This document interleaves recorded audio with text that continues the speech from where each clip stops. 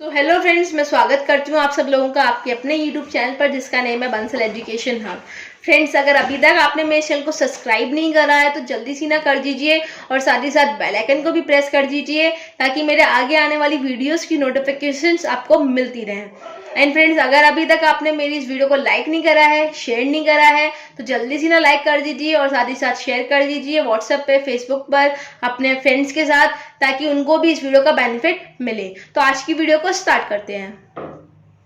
So friends, जो मेरी आज की वीडियो है वो है क्लास 11 के लिए। तो क्लास 11 मैंने आपको अपनी लास्ट वीडियो में बिजनेस रिस्क के बारे में बता दिया था एंड हमारा जो चैप्टर है वो वहीं तक है। ठीक है, तो हम लोग अपना चैप्टर को कंप्लीट कर चुके हैं। तो मैं आज का जो सेशन लेके आई हूँ वो है आपके लिए क्वेश्चन आंसर्स का सेशन, जहाँ पे मैं आपको कुछ क्वेश्चन आंसर्स को एक्सप्लेन करूंगी एंड हो सकता है कि इसमें से काफ़ी सारे क्वेश्चंस आपके एग्जाम में भी आ जाएं। तो देखिए फ्रेंड्स, हमारा पहला क्वेश्चन है वो है explain the concept of business. Business के कॉन्सेप्ट को आप एक्सप्लेन कीजिए। तो अगर ये आपके शॉर्ट आंसर क्वेश्चन में आ रहा है, जैसे कि अगर ये केवल 2 मार्क का है तो आप इसमें केवल और केवल इसकी डेफिनेशन भी लिखेंगे तो भी चलेगा। ठीक है, लेकिन अगर यही कॉन्सेप्ट है कि आप 5 मार्क्स का है तो आप इसका नेचर भी लिख सकते हैं। So friends, for this question मैंने आपको अपनी जब मैं क्लास 11 का चैप्टर में फर्स्ट स्टार्ट करा था तभी मैंने आपको बताया था कि बिजनेस की 2 डेफिनेशंस आपको मैंने बताई थी। तो आप इस क्वेश्चन में आप एक डेफिनेशन भी लिख सकते हैं, that is according to Peterson and Plowman, यानी कि पीटरसन और प्लोमैन जो थे इन्होंने कहा था that business is an activity in which different person exchange something of value where the goods और services for mutual gain of profit. तो आपको ये वाली डेफिनेशन याद करनी होगी।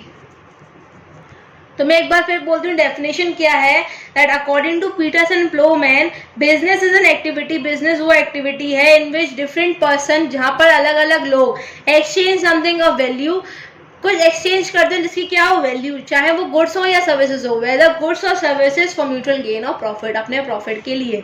तो आई होप सो आपको ये वाला क्वेश्चन क्लियर हो गया होगा। अगर आपको पीटरसन एंड प्लोमैन की डेफिनेशन याद नहीं करनी है तो आप दूसरी भी कर सकते हैं, मैंने वहाँ पे दूसरी भी आपको बताई थी।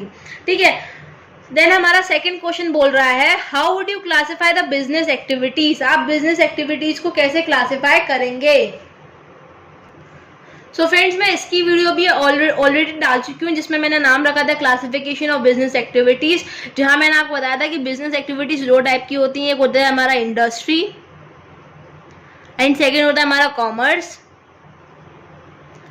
देन हमने जो इंडस्ट्री है उसको फर्दर डिवाइड करा था प्राइमरी में, टेरिटरी में एंड सेकेंडरी में। ठीक है, primary industry, secondary industry and territory industry.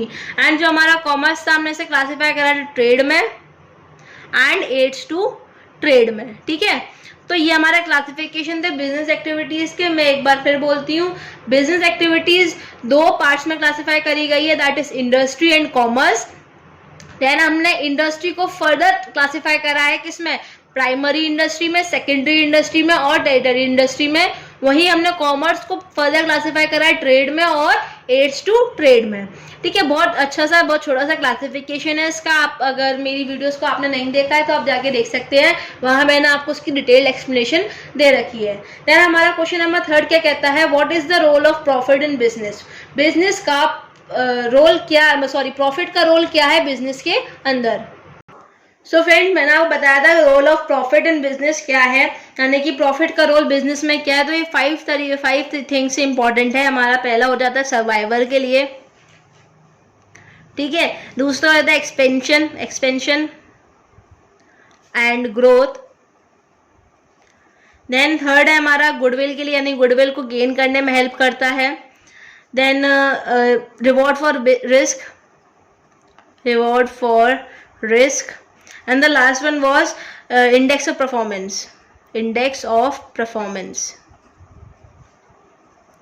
मैंने जो अपनी वीडियो है role of profit in business, उसके अंदर ये 5 पॉइंट को एक्सप्लेन करा था कि प्रॉफिट कैसे कैसे इंपॉर्टेंट है बिजनेस के लिए। प्रॉफिट जो है हमारा हम लोग को सर्वाइव करने में हेल्प करता है मार्केट के अंदर।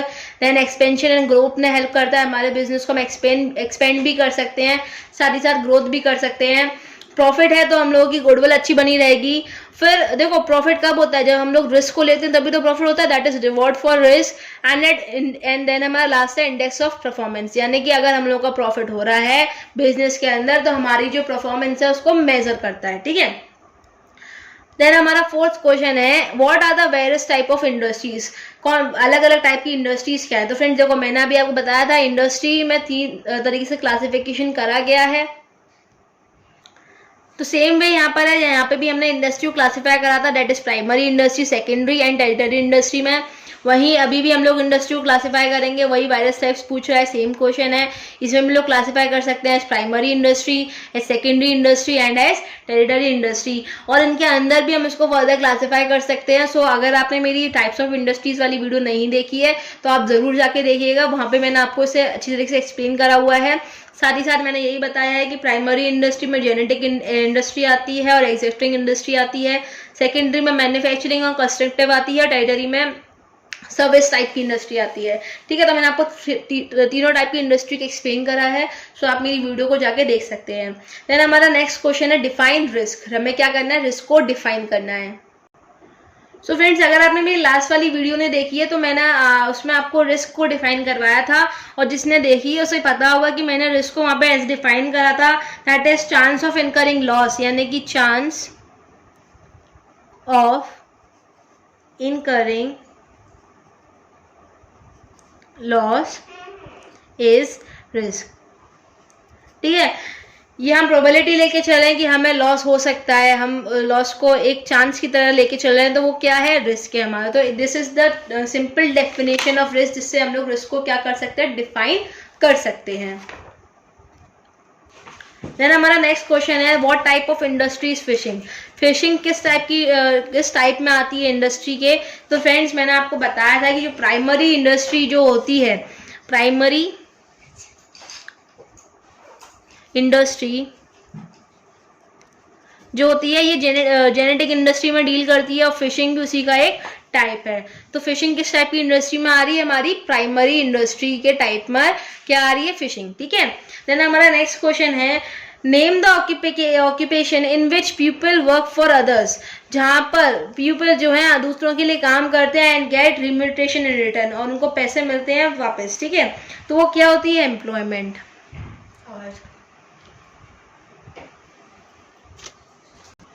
तो फ्रेंड्स मैंने अपनी स्टार्टिंग की वीडियो में बताया था कि जो ह्यूमन एक्टिविटी है वो इकोनॉमिक और नॉन इकोनॉमिक एक्टिविटीज में डिवाइड करी गई थी, जिसमें से एम्प्लॉयमेंट जो है इकोनॉमिक एक्टिविटी के अंदर आता है, यानी कि ये ऐसा काम है जो लोग दूसरों के लिए करते हैं और उसके बदले क्या मिलता है, उनको पैसे मिलते हैं, ठीक है। तो कौन सी ऑक्यूपेशन हो गई, एम्प्लॉयमेंट। देन हमारा नेक्स्ट क्वेश्चन है name any 2 factors kept in mind while setting up an enterprise, यानी कि ऐसे कोई भी 2 फैक्टर्स जो हम लोग को दिमाग में रखने चाहिए जब हम एक एंटरप्राइज को क्या करते हैं, सेटअप कर रहे होते हैं। तो ऐसे 2 फैक्टर्स कौन कौन से हैं। सबसे पहले तो देखो आप जो बिजनेस सेटअप करने वाले, एंटरप्राइज का क्या मतलब है, बिजनेस, तो आपका क्या बिजनेस है, that is nature of business, ठीक है। देन हमारा जो दूसरा फैक्टर है, आप कितना बड़ा, आप छोटे स्केल पे, यानी कि आप रिटेल की दुकान खोल रहे हो, होलसेल की खोल रहे हो, कितने बड़े उस पर खोलना चाह रहे हो अपने बिजनेस को। तो हमारा दूसरा पहले तो हो गया नेचर ऑफ बिजनेस। दूसरा फैक्टर क्या है, वो है हमारा साइज ऑफ बिजनेस। 2 सिंपल से फैक्टर्स हैं जो आपको याद रखने चाहिए, that is nature and size of business, ठीक है। देन हमारा नेक्स्ट क्वेश्चन है how do businessman earn profit, businessman जो हैं वो प्रॉफिट कैसे अर्न करते हैं, why do businessman businessman profit को क्यों अर्न करते हैं। देखो जैसा कि मैंने बताया कि प्रॉफिट का रोल क्या है बिजनेस में, सर्वाइवल के लिए, उसकी ग्रोथ के लिए, देन इंडेक्स मेजर करने के लिए। तो इसी में से देखो पॉइंट्स यहाँ पे आ जाएंगे। बिजनेसमैन क्यों अर्न करता है प्रॉफिट, सबसे पहले तो वो अपने मार्केट में सर्वाइव कर सके, इसलिए सर्वाइवल, ठीक है। दूसरा वो ग्रोथ कर सके अपनी बिजनेस की, इसलिए तो प्रॉफिट अर्न कर रहा है। देन देखो रिवॉर्ड फॉर बियरिंग रिस्क, आप सेम पॉइंट्स लिख सकते हो उसमें, उसकी इफिशियंसी का सिंबल नोट करता है, उसके इंडेक्स ऑफ परफॉर्मेंस बताता है। तो इसी वजह से बिजनेसमैन क्या है, इसीलिए तो वो प्रॉफिट को अर्न कर रहे हैं अपनी बिजनेस के लिए, ठीक है। देन हमारा नेक्स्ट क्वेश्चन है why is commerce considered as the backbone of industry, and other business activities. जो कॉमर्स है वो बैकबोन क्यों मानी जाती है इंडस्ट्री की और साथ ही साथ दूसरी बिजनेस एक्टिविटीज की। फ्रेंड, मैं आपको अपनी पहली वीडियो में बता चुकी हूँ जो कॉमर्स होती है वो क्या होती है। यानी कि commerce refers to all those activities जो हम लोग को डायरेक्टली और इनडायरेक्टली हेल्प करती हैं, किसमें, distribution of goods and services में। Distribution of goods and services to ultimate consumer. यानी कि जो हम लोग गुड्स एंड सर्विसेज को डिस्ट्रीब्यूट कर रहे हैं अल्टीमेट कंज्यूमर तक, वो किसकी हेल्प की वजह से कर रहे हैं, उसमें वो कौन सी एक्टिविटी है, कॉमर्स। ठीक है, अब ये बैकबोन क्यों मानी जाती है, देखो जब हम लोग गुड्स एंड सर्विसेज को डिस्ट्रीब्यूट कर रहे होते हैं अल्टीमेट कस्टमर तक, तब हम लोगों के रास्ते में काफ़ी सारी रुकावटें आती हैं। जैसे कि आप उनको जो प्रोड्यूसर्स हैं और जो कंज्यूमर्स हैं, आप उनको कैसे एक दूसरे से मिल पाओगे। ठीक है, यानी कि जो प्रोड्यूसर वो डायरेक्ट जाके कंज्यूमर तक तो माल बेचेगी नहीं, जो प्रोड्यूसर कर रहे हैं यानी कि जो प्रोड्यूसर है वो डायरेक्ट जाके कंज्यूमर तक तो माल बेचेगा नहीं, तो उसको कौन हेल्प करता है, ट्रेड वाले हेल्प करते हैं। ट्रेड वाले जितने भी हैं वो इस हिंड्रेंस को, इस रुकावट को हटाते हैं। देखो हमारी पहला क्या है कि ऐसे हेल्प करती है, that is it helps in removing the hindrance of people. Then transportation की मैं बात करूं कि अब जो एक जगह से जो गुड्स हैं वो बन रहे हैं, फिर वो उन्हें मार्केट तक भी तो लेके आना है, या प्रोडक्शन हो रहा है यहाँ पर, उसको मार्केट तक भी तो लेके आना है, तो वो कौन हेल्प करता है, ट्रांसपोर्टेशन। तो इससे हमारी कौन सी रुकावट दूर होती है, कौन सी हिंड्रेंस दूर होती है, that is hindrance of place. Then हम लोग बात करते हैं, यानी कि इसमें 6 टाइप ऑफ हिंड्रेंस थी जो मैंने आपको ऑलरेडी एक्सप्लेन करी है, that is hindrance of time, hindrance of exchange, hindrance of risk and hindrance of knowledge, hindrance of place and hindrance of pupil. These were the 6 types of hindrances, रुकावट थी जिनको कौन दूर करती है, कॉमर्स दूर करती है। तो फ्रेंड्स, फॉर दिस क्वेश्चन अगर आपने मेरी वीडियो को नहीं देखा, क्योंकि ये मैं आपको पूरा इस समय नहीं समझा सकती, मैं आपको शॉर्ट में बता रही हूँ, तो मैंने आपको 6 की 6 हिंड्रेंस का नाम ले दिया, रेडी कि वो फंक्शंस जो कि कॉमर्स परफॉर्म करता है उसका, तो आप उनको एक्सप्लेन करके लिख के आ सकते हैं इस क्वेश्चन, अगर ये क्वेश्चन पूछा भी जाता है तो। सो अगर आपने मेरी वीडियो नहीं देखी जाके देखिएगा, वहाँ मैंने आपको उसकी डिटेल एक्सप्लेनेशन ऑलरेडी दे रखी है। देन हम लोग आते हैं अपने नेक्स्ट क्वेश्चन पर। सो नेक्स्ट क्वेश्चन है हमारा, what type of industry is banking. Banking किस टाइप की इंडस्ट्री में आती है, तो हमारी आती है टेरिटरी सेक्टर में, टेरिटरी इंडस्ट्री में।